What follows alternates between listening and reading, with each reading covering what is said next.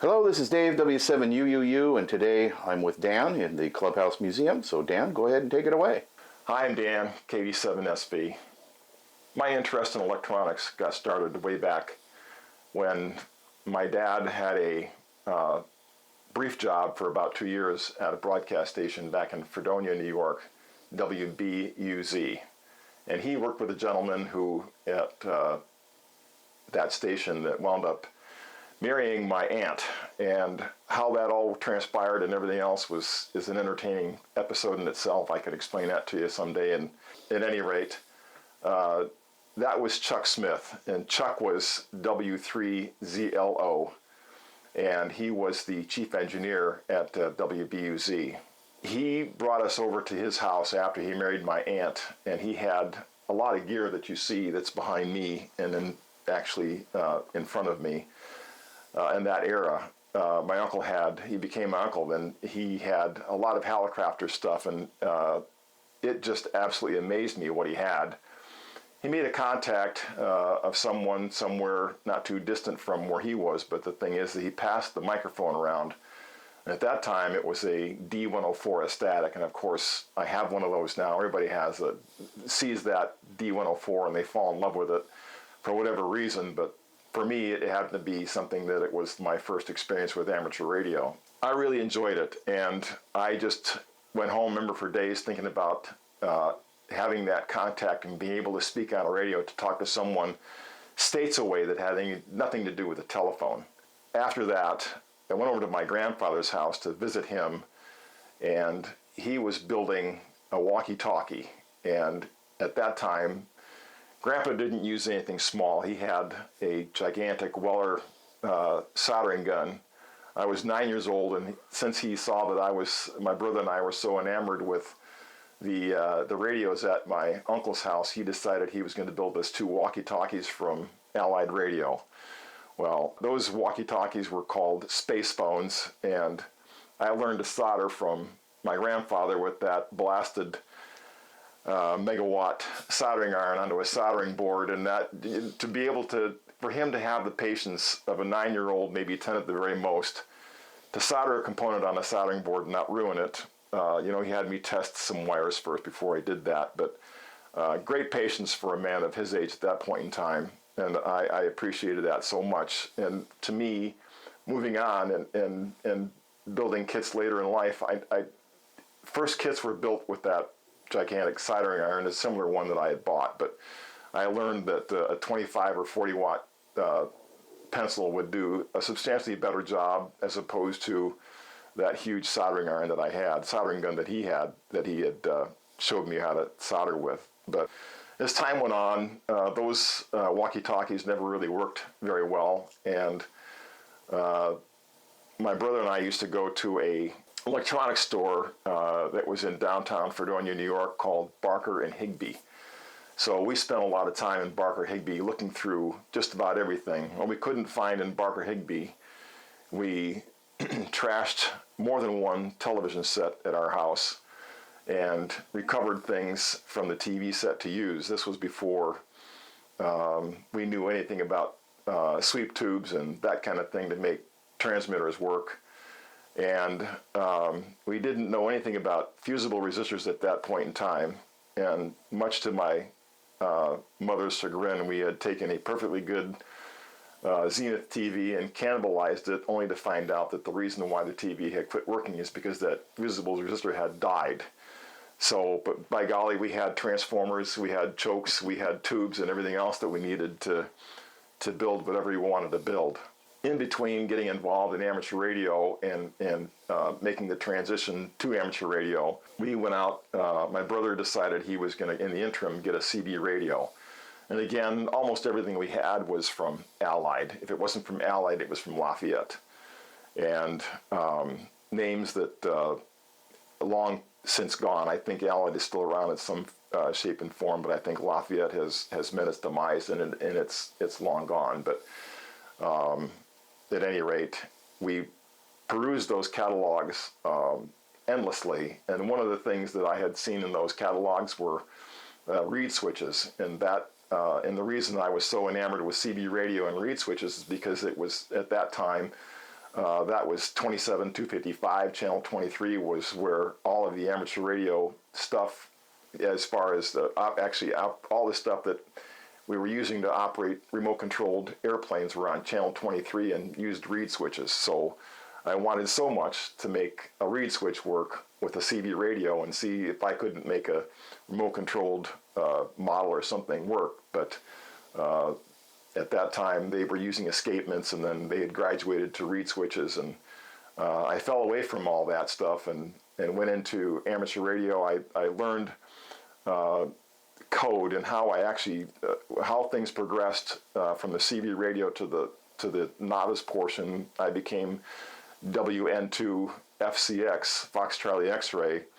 Was my brother had done some research, and some friends of his were going to the Point Gratiot Lighthouse, which is this card here. I'll let Dave zoom in on that at some point in time, or take a picture and put it out there. But that call sign for that club was initially K2PCQ, which later became W7DK. Al Barris was one of the founders, and he passed away. We adopted his call sign, made that transition, and W7DK, the Northern Chautauqua Amateur Radio Club, is still around. I don't know where they meet. The lighthouse was sold to a private industry, and they use it as a point of interest for people who want to see the lighthouse. But in the basement, or on the first floor of the lighthouse, was a Coast Guard auxiliary station, and they had phenomenal equipment. And they had a gate, a scissor gate, that locked access to that equipment. But on occasion, Coast Guard would be there, and I would go in there and just sit at the table. They had every kind of Morse code key you could see there. They had all the gigantic radios that they were using. The antennas were up outside. We had lateral line. We had everything, you name it, that any kind of antenna that had a long wire was out there. We had a gigantic vertical that was out on the grass, and radios buried, and we had what's antique now. At that time was state of the art, and it was awesome. I mean, I loved being in there because it glowed, and and the smell of dust and dirt burning from the tubes was, to me, was just perfume. So I just really liked that. But I learned Morse code using the paper tape machines that they had there, left over from World War II and Korean era things, and just progressed from there. At that time, they didn't have a lot of book guides that I remember. They did have ARRL did have a novice handbook, and I think I had that. I read that thing from front to back about 200 times because I wanted my license really bad. I just fell in love with it, and I was the youngest amateur radio operator at the club for about a year. Then we had another young man who beat me by a year to get his license. He was a brother from somebody else, and that was fine. I mean, I was a little bit hurt because I was no longer the youngest guy there because I was growing up and getting older, but that was fine. I still remember being there, using the club's equipment to try and get a QSO. But at home, I had two transmitters. One was a Johnson Viking Adventurer. The second one was a homebrew that my brother had initially built, but he was frustrated with it and was just done with it. So I adopted it and learned that it was based around a 6146.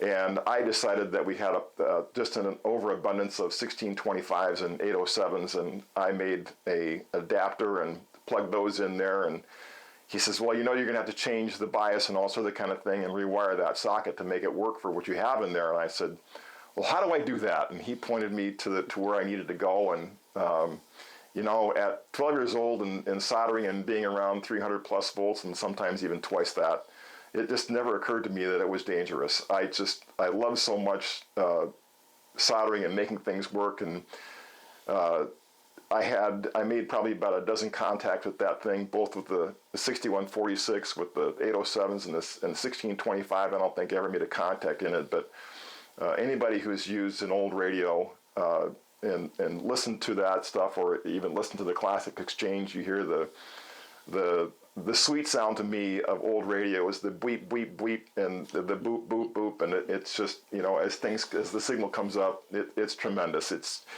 brings a smile to my face, and it reminds me of my youth. So, but it was fun. We didn't have a lot of space for antennas. We had an Allied receiver, and I can't remember how we swapped back and forth in between the receiver and that in the transmitting antennas. I think we just had a long wire antenna for our receiver, and didn't have a 2R switch. We had a send position on that receiver, so we could mute it and not trash the front end of that thing. And but the vertical was a 23-foot piece of 2 pieces of fence. So it was a steel fence rail that with the steel on it that we took the zinc coating and the cadmium plating and ground that all off on the end and screwed our screw in there and had our air coil to make it work for 40 and 80 meters. And I was rock bound with crystals and used a lot of crystals. At that point in time, I learned that I could use a 40-meter crystal for 15 and anything else I wanted. So that worked out really well, and I enjoyed the heck out of that. That was a lot of fun. My license expired when I was 14, so I had no one really to lead me on. My brother had graduated high school, and all the guys that I hung out with at the club were in the high school with me, were older than me, so I wound up being a freshman in high school with no more Elmer, so to speak, to help me with moving on from my ratings and that kind of thing. So I gave it up for a long time. Of course, at that stage of your life, I think I was more involved in airplanes and women and guitars and music than I'd possibly care to think about, but played in a lot of bands and really enjoyed the heck out of that. But chasing my career, I wound up flying with a gentleman from Continental Airlines. His name was Leon Hayes. Leon and Butch Bunnell. Butch lives in West Seattle, and he's still active in amateur radio. And anyway, Butch was the one that told me about amateur radio supply in Georgetown, just north of Boeing Field. And I thought, man, I got to go there. And I finally went there, and the thing that deterred me from doing anything was the fact that I had our house, we were in an HOA, and drilling holes in my ceiling and running wires down from my ceiling was just not something that appealed to my wife. So I said, okay, no mag loop antennas, and I'll just have to wait and see what happens. And at that time, HTs were still bricks and still big, and I was raising my family, so it was going out camping and that kind of thing, and I was really entrenched in my career. But Leon said to me, he says, Dan, he says, why don't you get your license? And I said, Leon, what am I going to do with it? He says, there's an HF in every airplane we fly. And I said, so what does that mean? He says, well, there's an 80-meter net that I check into every night, and I use that. He was flying a 7.4, and I said, really? And he says, yeah. He says, just finish it all up and get your license, and you can check into the 80-meter net. You can do anything you want. Well, as time progressed, I moved from a 7.2 727, which didn't have any HF radios in it, and I went to the 757 and 767. Well, those had HF radios in it. Aha! Something that I can get on the air with. And so you got on the air from the cockpit of the airplane. That's what I did. I started listening. I was listening. I would tune around in the frequencies and listen to what was going on there, and I said, man, I got to do this. I was on the ARRL website, and I got a tech and a general handbook, and I would have long flights where I was commercial over to Seoul, so I had nothing to do but read that stuff. Well, the tech manual, that one I just kind of set off to the side. I said, okay, I know most of that stuff. I'll just leave that alone. And the general, I said, okay, I can do this, and I would read that, and I would study that thing and have hours on a layover and that kind of thing. But I didn't know how well I was progressing because I hadn't discovered the Radio Club of Tacoma just yet. Somebody said to me, we had a forum with the pilot group, and somebody said to me, he said, well, there's a ham test online that you can have, that'll help you. And I said, well, I don't want to, I'm afraid of using that. And he said, no, he says, check it out. So I did, and lo and behold, a ham test online, Sparky was really good. He not only did he give you the answers, but, when you messed up the answer, he went back and he explained to you, just exactly what it was that you needed to know. I thought, man, I said, this is a lifesaver. So I had a long layover in Seoul, and I came back, searched for some place to take my VE to take my exam, and I came in here, and John, AC7WW, he was giving the exam. So I sat down. They said, well, what do you want to do? And I said, well, I want to take the tech and the general. So I did the tech, and I think I missed 2 on the tech, and I missed 1 on the general, and whoever was John and whoever else was administering the test at that point in time said, hey man, he says, you want to do the 3-4 and take the advanced? I said, no, I said, I haven't studied for that. And he says, it doesn't hurt anything, he says, just take it and see what you do. And I didn't do very well, but that's fine. I left at that point in time with my general class license, and I was just thrilled to death. And so I was intimidated by the club, but I came on a Saturday, and Nick Winter, K7MO, was sitting down in the Lou room with a couple other gents, and we were having a conversation, and it drifted off to solid state. And I said, I'm a tube guy, and of course Nick lit up with me saying something about having all my stuff was tubes, and we had a really nice talk, and that's what really got me kind of really involved in here. And I came up here one time, and Randy WB4 SPB was here, and he got me over into the HF room and sat me down and got me on the air. There was a contest going at that point in time, but the difficulty that I'd had was every time that I had keyed a mic for the last 30 plus years, it was always had to do with an airline call sign. So it was hard for me to get between saying UPS, my old call sign, which was KG7DWF, and trying to get W7DK out and operate the foot switch and be on the air during a contest. Just my head exploded. So, but it was fun. I mean, I just ever since that time, I just kind of really started coming here more and more often, and I got involved in this room because Rich was up here. I could smell solder smoke, and I was comfortable with what was in here. There were other people in here that were working on things, but Rich was the guy that kind of worked around his sense of humor and that kind of thing. And he finally got to the point where he let me work on something, and it was a radio that he didn't have time for. He was working on the Apache or the Mohawk, one of the two at that point in time. And he said, he says, this thing is, see if you can figure this out. And I got it to work, and I was thrilled. I really enjoyed being in here, and so this is kind of where I adopted, coming in here, because it was all the stuff that I had played with when I was little, and my uncle had got me involved in it and everything else like that. So there's still a lot to learn. There are people here that I think I know something, and I've forgotten a lot. And somebody says, well, and those things come out, and it's like a light bulb, and things light up again. And the amount of knowledge with the members in the club has just blown me away. I can see where this place can be awfully intimidating, but at the same time, once you're here and you get to enjoy the people that are here and see what's going on. During this last awards meeting that we had this past Christmas, my wife made a comment to me about how comfortable it was being around the club members, and how she enjoyed just being at the awards banquet was something. And I said, that's the reason why I like going to the club, is there's a lot of people there that there's no airs about anybody, and it's here, let me help you with that. Let's get you on the air, and let's make this work.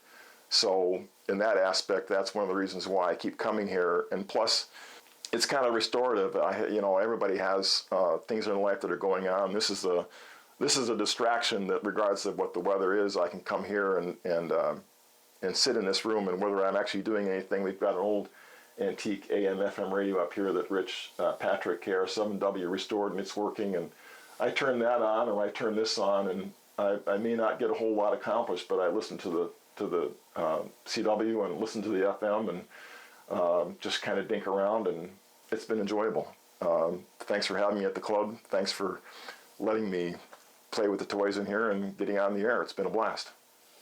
Well, that's great, Dan. Really appreciate your time and telling us your backstory. Thanks for coming today. You're welcome. Thanks, Dave. Thanks for having me.